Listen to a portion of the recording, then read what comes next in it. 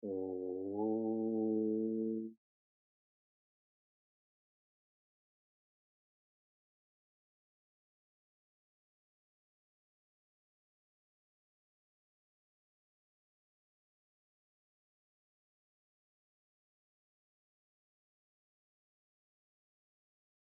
Om.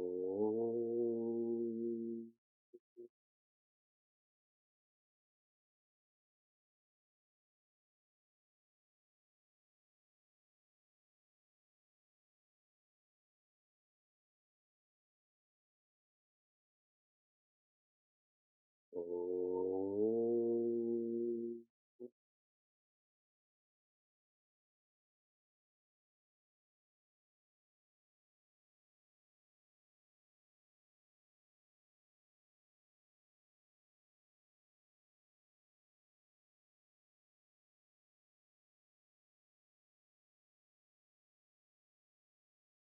Welcome to Meaningful Mornings. I was in Buffalo yesterday, and some of the organizers at the Chinmay Mission Center were asking me to facilitate a workshop on parenting for them. And so I shared one insight with the design for a further workshop next year, and that is a parent, a caregiver, tends to succumb to being tired. There's a general tiredness in their lifestyle and who they are. When one is tired, anything that comes from one is not as right, and so one feels frustrated with how they're acting, the words they're using, the thoughts they're thinking. Accurate so far? I'm not describing myself, I'm describing you. That's self-reflection is really self-deflection. So the tiredness, this pulls being frustrated. And then when we do that which is less right, we feel dejected then, especially when we're by ourselves, going to sleep, waking up. But then it's harder to go to sleep. It's harder to wake up. So then we're back to more tiredness, more frustration, more dejection, and we are stuck in this whirlpool of devolving. How many of you can relate to this?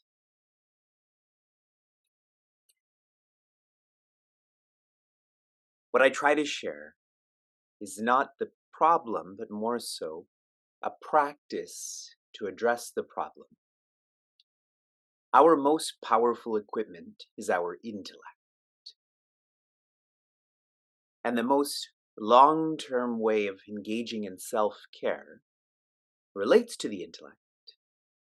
And so the one key practice that I tried to share with those who are listening, is to feel what is coming your way is your responsibility. In Sanskrit, dharma. If you feel this, your tiredness will be less. Just like a teenage boy who likes to game, there's no hunger, there's no tiredness, because they feel gaming is their responsibility. They're going to become professional gamers as they grow up. When one feels this is their responsibility, this starts to play out like what's coming my way is an opportunity for me to train converting vices into virtues. I have these vices like being tired, but converting them into virtues, my own strengths. This is what we try to do in Meaningful Mornings also, before the heaviness of our responsibilities kicks in.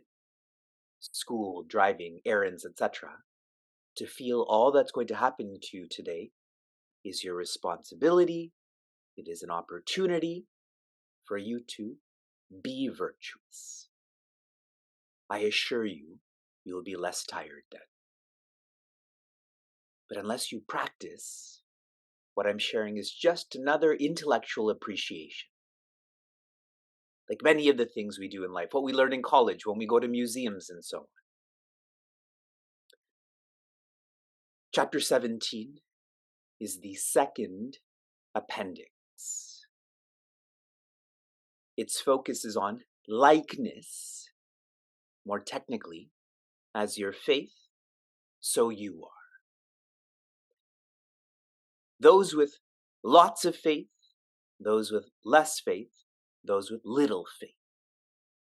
Through this classification, we come to identify what level of faith we have. Faith in what? Sadhana. Sadhana is defined as means. The means to being happier in happiness. Put more simply, discipline or practices that lead one to being more happiness. Those with lots of faith, everything is an opportunity. Those with little faith, everything is a problem. With this base classification of lots, less, little, in terms of faith, in discipline, Shri Krishna shows how this expresses with ahara. Ahara is what you associate with, what you input. He zooms into food. Fresh food nourishes lots of faith. Processed food nourishes less faith. Old food nourishes little faith. I use the terminology of leftover culture. Shri Krishna then shifts to yajna, from association to dedication. When one's dedication is to presence, this nourishes lots of faith. Remember, as your faith, so are you. Those who are dedicated to purpose, they nourish less faith. Those whose dedication is to people, and I qualified this by their own people, family and community only, not into society and humanity, where it's not your own people, then they nourish little faith. Now, Shri Krishna is shifting into tapa. Tapa means sacrifice, and he's starting off at a action level. Sharira, what comes from the body.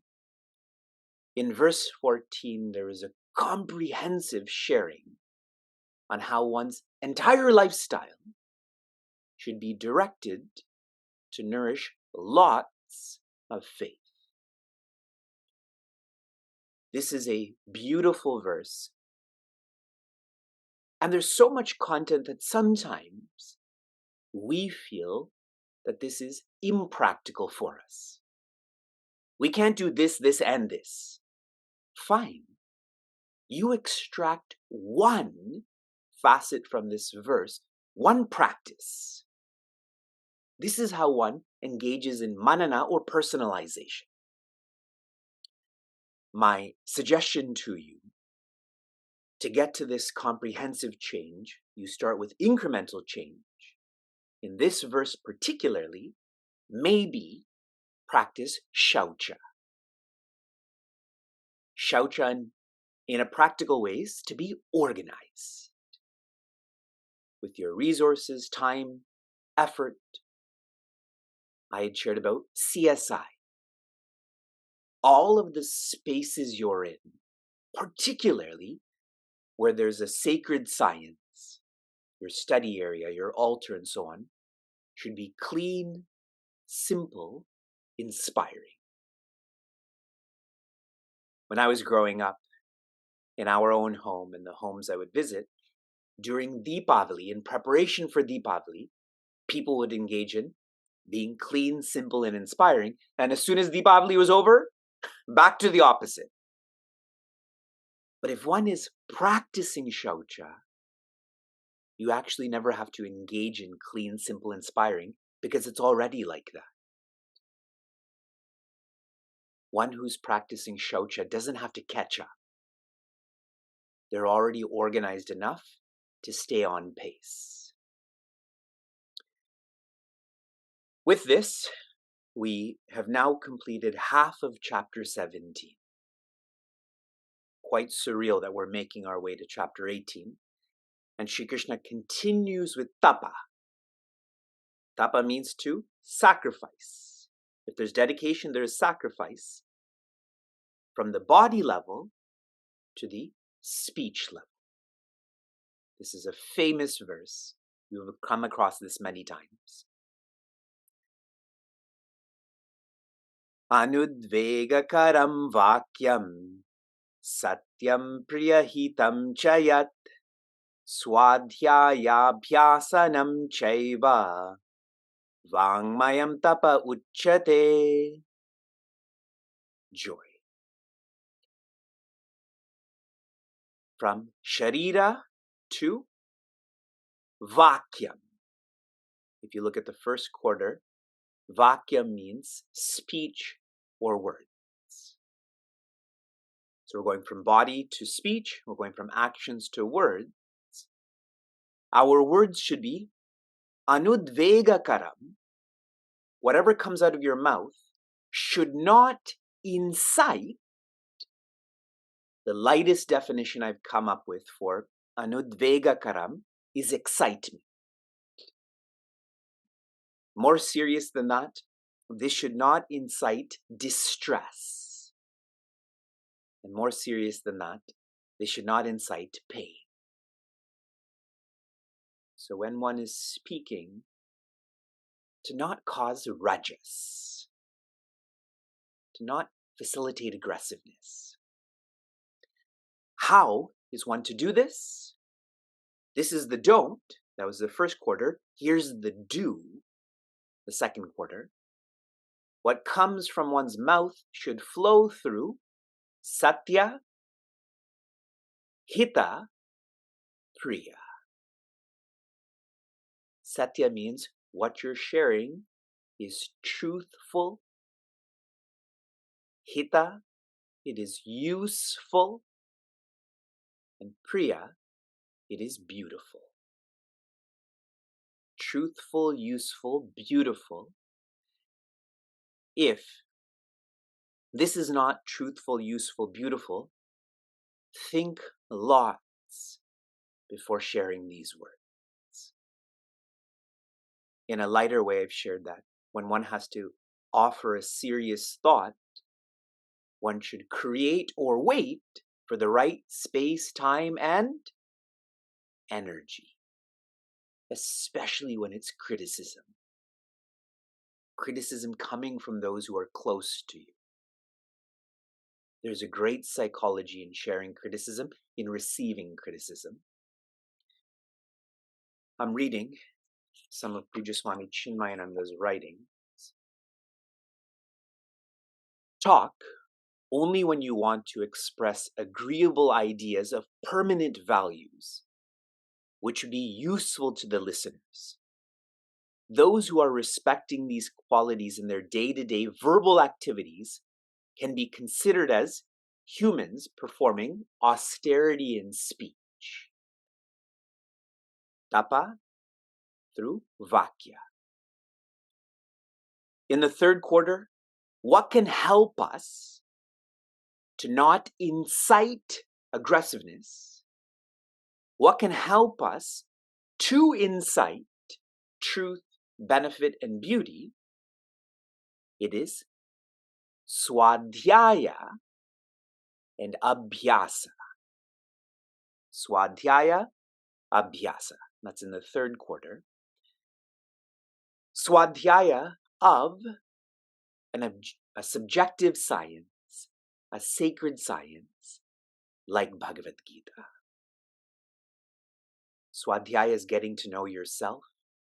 These sciences facilitate self-discovery, self-rediscovery. And abhyasa, practice this. Practice being disciplined with your words. For those in the highest vocation, today I had shared, when one engages in meaningful repetition, which we call japa, you raise the quality of your thoughts, which causes a reduction in the quantity of your thoughts, which causes a redirection in the quest, the flow of your thoughts. Words are the same way.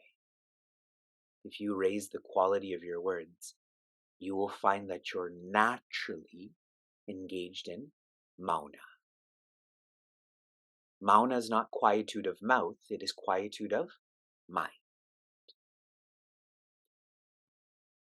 In Srimad Bhagavatam and in the Ramayana, people who don't use their words or speech in a meaningful way, they're like frogs. Can you share with me in the chat what comes out of a frog's mouth? Phlegm.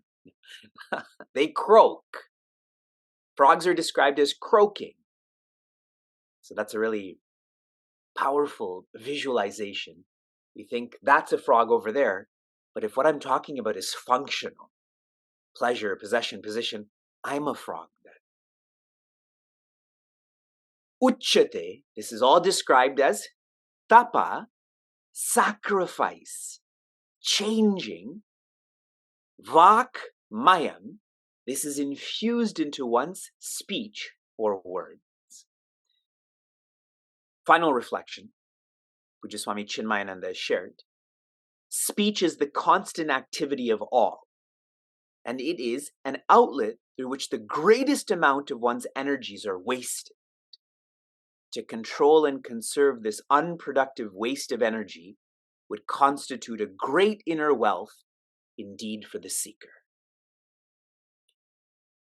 When you speak, the first person to hear and listen to you speak is you.